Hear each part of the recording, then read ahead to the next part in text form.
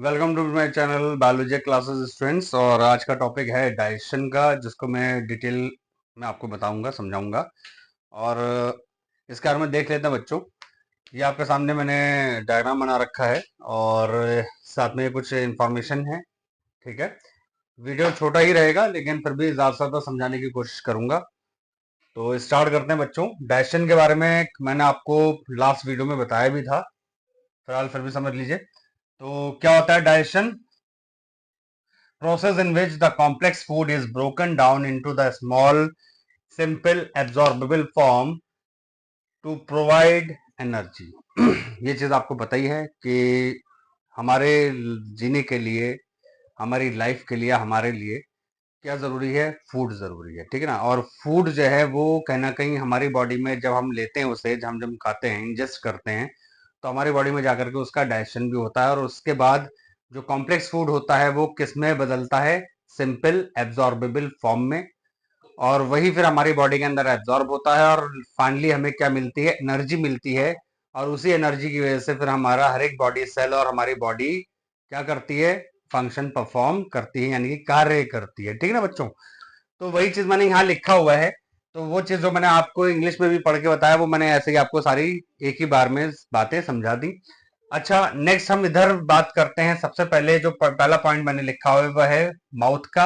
ये आप देख लीजिए, यहाँ पर जो देख रहे हैं, this one is the opening.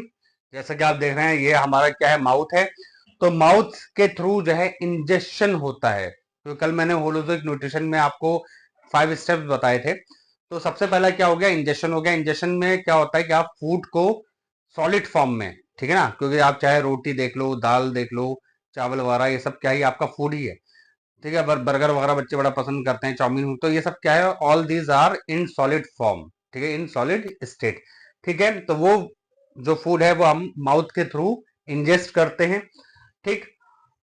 अब जब माउथ में लिया तो माउथ के अंदर होता क्या है? आप जानते हैं, हमारा टीथ है, यानी दांत।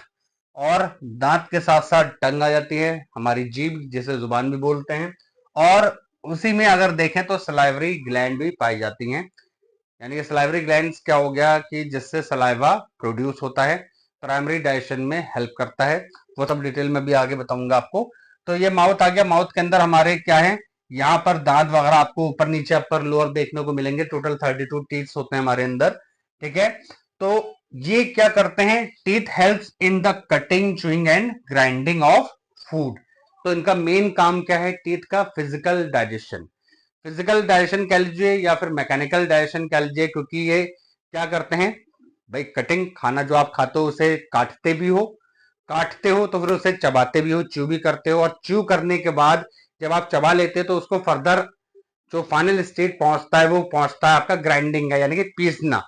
ठीक है, तो दांतों को फिर आपके क्या होते हैं? पीछे जो दांत आते हैं, प्रीमोलर्स और मोलर्स, इसके थ्रू जो है आप क्या करते हो? उसे पूरी तरह से पीस देते हो, ग्राइंड कर देते हो। और इस तरह से फूड जो होता है वो कहीं ना कहीं अब किसमें टूट गया? सिंपल पीसेस के अंदर टूट गया। ठीक। फिर उसके बाद देख लीजिए, यहां पर मैंने आपको बताया था कि सलाइवरी ग्लैंड्स होते हैं। इन सलाइवरी ग्लैंड्स के थ्रू क्या निकल करके जाता है बेटा? सलाइवा निकल करके जाता है। ये सलाइवा जो होता है ये क्या होता है? ये लिक्विड पार्ट होता है। ठीक है, जिसमें आपका मेनली क्या पाया जाता है? डाइजेशन के लिए इंपॉर्टेंट है, और वो क्या है आपका? Salivary amylase. Salivary amylase enzyme है और इसका दूसरा नाम है टाइलिन। टाइलिन की स्पेलिंग मैं आपको बता रहा हूं, आप सुन लीजिए। PTYALIN, इसको हम बोलते हैं टाइलिन। ठीक है, ये सलाइवरी एमाइलेज का दूसरा नाम है, ये एंजाइम है। ठीक है, प्राइमरी डाइजेशन में हेल्प करता है। और फिर साथ ही साथ जो हमारे अंदर बक्कल कैविटी, आप पूरी जानते हो बक्कल कैविटी क्या होती है। उसमें आपका टंग, टीथ, ठीक है, और आपका कहीं ना कहीं सलाइवरी ग्लैंड्स, ये सारी चीजें आ गई।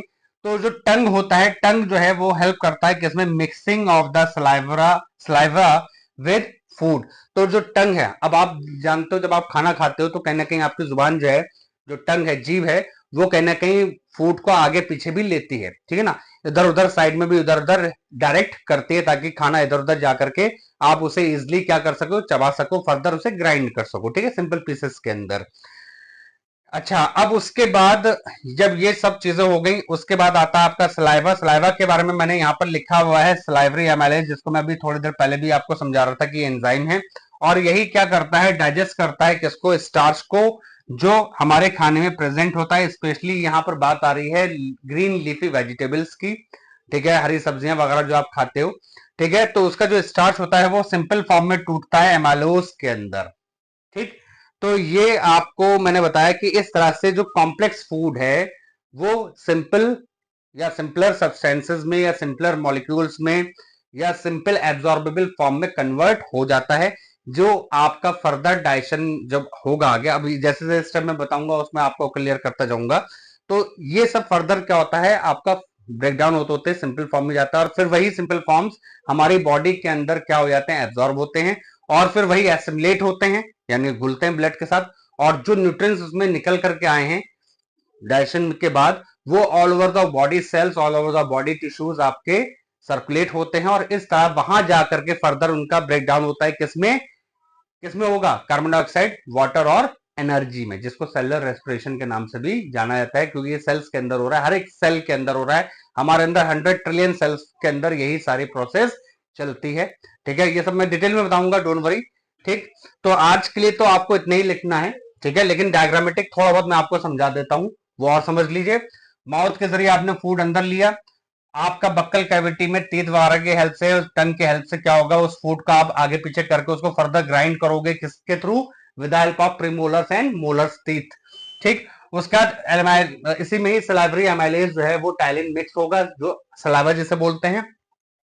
उसके बाद ये आपका बोलस के फॉर्म में आ जाएगा, निवाले के फॉर्म में आ जाएगा, और यहां पर आप देख रहे हो ये क्या है बेटा, ये आपका ओसोफेगस है, जिसको फूड पाइप के नाम से भी जाना जाता है, हिंदी में ग्रास नली के नाम से भी जानते हैं, ठीक है। तो ओसोफेगस के थ्रू यहाँ पर जो आपका निवाला होगा वो मूव करता हुआ यहां तक नीचे आएगा, स्टमक तक पहुंचेगा। यहाँ पर ये स्टमक मैंने बना रखा है, ये आपके सामने स्टमक आ गया, स्टमक में जाएगा, स्टमक में जाकर के फर्दर जो है इसका डाइजेशन और स्टार्ट होगा। प्राइमरी डाइजेशन माउथ से स्टार्ट हो गया, फर्दर डाइजेशन आपका स्टमक से होगा, फिर ये फर्दर लीवर के थ्रू जो एंजाइम्स वगैरह प्रोड्यूस हो रहे हैं वो इसके अंदर मिक्स होंगे। HCl जो इसके अंदर प्रोड्यूस हो रहा है किसके अंदर, स्टमक के अंदर, वो फर्दर इसको और ब्रेक डाउन करेगा, इसके साथ एंजाइम्स जो है वो फर्दर आपके क्या होंगे, एक्टिवेट हो जाएंगे, और फिर आपका वो फूड उन्हीं एंजाइम्स के साथ मिक्स होकर के फर्दर और टूटता हुआ स्मॉल इंटेस्टाइन में जाएगा। वहां पर अलग एंजाइम्स हैं, वो सब मैं डिटेलिंग आपको करूंगा, स्टेप बाय स्टेप समझाऊंगा, ठीक। फिर क्या होगा उसके बाद जो है, क्योंकि सरफेस एरिया जो बढ़ता है वो बढ़ता है maximum absorption of the food and nutrients किसके अंदर, स्मॉल इंटेस्टाइन के अंदर। विलाई स्ट्रक्चर होता है, फिंगर लाइक प्रोजेक्शन होते हैं स्मॉल इंटेस्टाइन के अंदर, वो क्या करते हैं, मैक्सिमम एब्जॉर्ब करते हैं किसको, न्यूट्रिएंट्स को, जो फूड के थ्रू निकल करके सिंपल फॉर्म में आ चुका है। और फिर उसके बाद फिर ये मूव करेगा किसमें, लार्ज इंटेस्टाइन के अंदर, इसमें जाकर के मैक्सिमम एब्जॉर्प्शन ऑफ वाटर होता है, ठीक है। कुछ मिनरल्स वगैरह भी एब्जॉर्ब किए जाते हैं लार्ज इंटेस्टाइन के थ्रू, और जो आपका खाना खाया हुआ जो आपने खाया होता है वो फिर एक सेमी सॉलिड वेस्ट मटेरियल के फॉर्म में बनता है, और फिर बाद में वो आपका रेक्टम के थ्रू क्या होता है, कुछ टाइम के लिए स्टोर होता है, और बाद में एनएस के थ्रू निकाल दिया जाता है। इस प्रोसेस को हम इजेशन कहते हैं। तो इंजेक्शन माउथ से स्टार्ट होता है और इजेशन एनएस पर आकर के खत्म होता है। बाकी तीनों प्रोसेस मैंने आपको अभी बीच में समझाने की कोशिश करी कि डाइजेशन हो रहा है, डाइजेशन के बाद आपका क्या आता है, एब्जॉर्प्शन, एब्जॉर्प्शन के बाद एसिमिलेशन, मतलब ये पूरा कंप्लीट हम लोग क्या शो कर रहे हैं, ये होलोजोइक न्यूट्रिशन के बारे में मैंने आपको बता दिया, पांचों स्टेप यहाँ पर क्लियर कर दिए, जो मैंने लास्ट स्लाइड में आपको बोला था मैं इसके बारे में बताऊंगा डिटेलिंग में। तो ये कुछ फ्यू स्टेप्स अभी हैं, बाकी आपको नेक्स्ट स्लाइड में, अब डायग्राम तो नहीं होगा, डायग्राम आप बना लो, अब पॉइंट में लिखूंगा क्योंकि जगह कम पड़ गई थी। मैं आपको विद इन मतलब 102 स्लाइड में, 2 स्लाइड मतलब दो वीडियोस में मैं आपको ये कंप्लीट करा दूंगा। तो आज के लिए इतना ही, थैंक यू वेरी मच। और आप लोग कंफ्यूज मत होइएगा, मेरे चैनल के नाम से बायोलॉजी क्लासेस जो है लैटिन वर्ड से लिया गया है, जिसका मतलब ही बायोलॉजी क्लासेस होती है। कोई नाम मुझे अच्छा लगा, मैं चाह रहा था कि कुछ अलग हो, मुझे ये नाम अच्छा लगा इसलिए मैंने बायोलॉजी क्लासेस रखा, ठीक है। और मेरे चैनल को लाइक सब्सक्राइब करें, कमेंट करने के लिए, पसंद करने के लिए बहुत बहुत धन्यवाद, शुक्रिया आपका, और सपोर्ट करते रहें, मोटिवेट करते रहें। Thank you very much students.